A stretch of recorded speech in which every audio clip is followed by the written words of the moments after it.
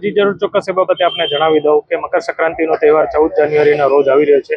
અને બધા જ લોકો એને ઉત્સાહભેર મનાવતા હોય છે. પરંતુ આપણે ઘણીવાર સાંભળ્યું છે લોકો ચાઇનીઝ દોરાનો પણ ઉપયોગ કરતા હોય છે અને જેના કારણે વાહન ચાલકો કે ટુ વ્હીલર પર જે કોઈ વ્યક્તિ જતા હોય કે રાહદારી હોય એના ગળાની અંદર એ દોરો ફસાય છે અને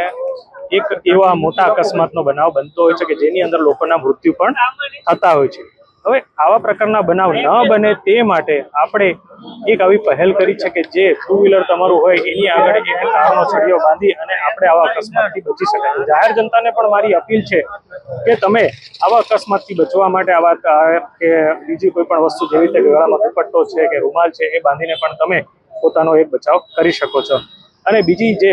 મકર સંક્રાંતિ મનાવતી પબ્લિક જે છે, આપણા જે મિત્રો છે, બધાને એક વિનંતી છે કે જ્યારે પણ તમે પોતાનો ઉત્સાહ મનાવી રહ્યા છો ત્યારે ચાઇનીઝ દોરાનો ઉપયોગ ટાળીશું.